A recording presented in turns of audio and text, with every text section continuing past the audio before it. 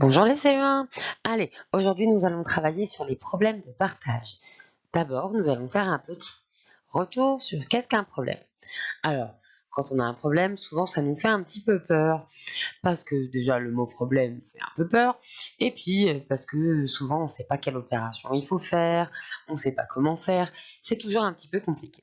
Alors, je vous rappelle comment on fait. D'abord, je lis l'énoncé et je le comprends. Je me raconte l'histoire, j'essaye d'imaginer ce qui se passe. En deuxième, je repère la question et je me demande ce que je cherche. Qu'est-ce qu'on me demande? En troisième, j'entoure les informations importantes dont j'ai besoin. Comme ça, j'y vois plus clair. Et en quatrième, je choisis et je pose l'opération à réaliser. Des fois, pas besoin de la poser et des fois, pas besoin de faire une opération. On peut aussi faire un dessin. En tout cas, on cherche une méthode pour trouver une réponse. Ensuite, en cinquième, on vérifie le résultat, on recompte si on a fait un dessin, on refait l'opération une fois pour être sûr qu'on ne s'est pas trompé. Et en dernier, on écrit la réponse à la question. On relit la question et on écrit la réponse. C'est pas si compliqué. Un problème, pas de problème. Allez, voici un problème de partage. Étape 1, tu te rappelles, je lis et je comprends l'histoire. Allez, on lit juste l'histoire. Inaya invite 4 amis pour son anniversaire. Avant leur arrivée, elle leur prépare un pot de cerises. Elle a 36 cerises et elle veut les partager équitablement entre ses amis. Équitablement, ça veut dire que tout le monde en aura le même nombre. Pas de jaloux. Alors, est-ce que tu as compris? C'est un anniversaire et un pot de cerises et on doit les partager. Les distribuer, on peut dire aussi, c'est-à-dire que comme on distribue des feuilles en classe, on va prendre les 36 cerises et les distribuer entre les 4 amis. Mais attention, il faudra que chacun en a le même nombre. C'est compris? Allez, deuxième étape. Deuxième étape, je cherche, mais qu'est-ce que je cherche déjà? Ah oui, il faut relire la question. Combien de cerises aura chaque invité? Donc ce que je dois trouver, c'est combien chaque enfant a de cerises. D'accord? Pas combien il y en a en tout, puisqu'on le sait déjà, il y en a 36. Ok? Ni combien de groupes on doit faire, parce qu'il y en a 4. Il y a 4 amis, donc il me faut 4 groupes de cerises. D'accord? Alors, on ne dit pas qu'Inaya se donne des cerises à elle-même. Elle les distribue à ses amis. Peut-être qu'elle en a d'autres pour elle, ou peut-être qu'elle en a déjà mangé. On compte pas Inaya, on compte que les 4 amis. Ok? Allez, c'est parti. Donc la question, ça veut dire combien ça fait de cerises pour chacun des 4 invités. D'accord? Alors maintenant, j'entoure les informations dont j'ai besoin. C'est parti, tu es prêt? Allez. Donc ce qui est important est en bleu dans mon texte. Il y a 4 amis, d'accord? Ça c'est important de le savoir, sinon on ne sait pas en combien il faut partager. Et ensuite, il y a 36 cerises, sinon on ne sait pas combien il faut en distribuer. D'accord? Et j'ai aussi entouré partager équitablement, parce que ça veut dire qu'on n'a pas le droit de donner un nombre différent à chacun. Alors, pour trouver combien ça fait pour chacun, on peut choisir sa méthode. La méthode que j'ai choisie ici, c'est le dessin. Parce que sinon, il faut chercher 4 fois combien égale 36. Et ça, c'est compliqué. On ne l'a pas fait. D'accord? Donc, si vous le savez, on peut faire 4 fois combien et on cherche dans l'étape de multiplication.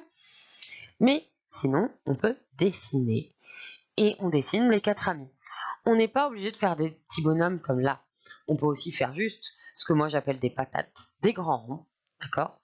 Donc si je fais 4 grands ronds et que je distribue les cerises dedans, c'est aussi très bien. D'accord? Je peux faire des patates comme ça, 4 grands ronds, pas de bonhomme. Et ensuite, il va falloir que je distribue ces cerises. D'accord? Allez, vous êtes prêts? On y va! On va réaliser notre méthode. Alors, je suis désolée, on ne voit pas bien car il y a ma tête sur le dessin. Mais comme on sait que chacun en a pareil, vous allez voir, ça va pas être très difficile. Donc, vous avez vu ce que j'ai fait? J'ai distribué. D'accord? D'ailleurs, c'est maîtresse Stéphanie qui l'a fait. Donc, merci maîtresse Stéphanie. Donc, j'ai distribué les cerises. Donc là, elle a dessiné des petits ronds, maîtresse Stéphanie.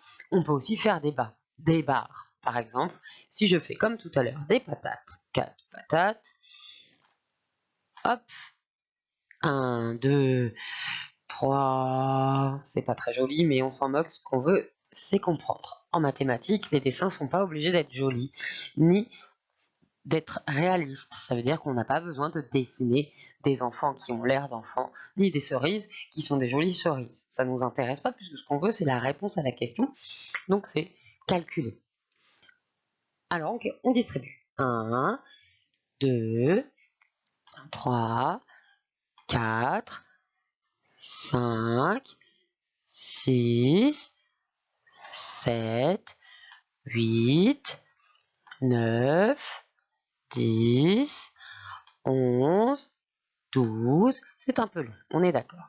13, 14, 15, 16, 17, 18, 19, j'ai plus de place, 19, 20, et on continue. 21, 22, 23 et 24, 25 là-haut, j'oublie personne, 25, comme si je distribuais.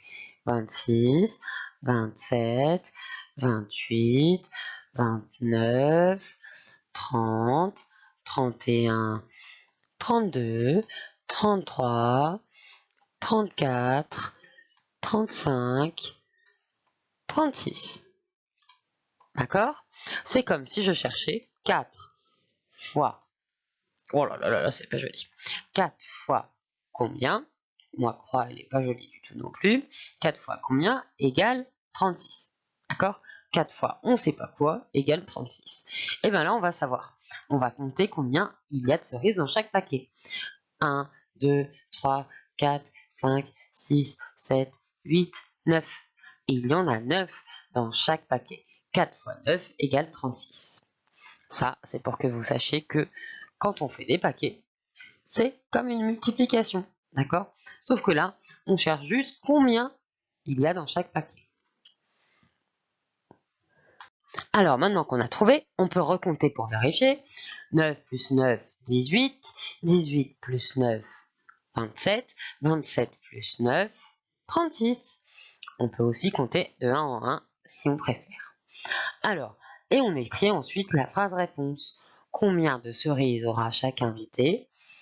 Alors, il va falloir écrire chaque invité aura. Alors, c'est vraiment très difficile avec mon stylo, donc je ne vais pas le faire là. Voilà, j'enlève, ça va pas être joli du tout. Donc, il faut écrire les mots qu'il y a dans le texte. Je vais les entourer. Donc, la phrase, ça donne ça.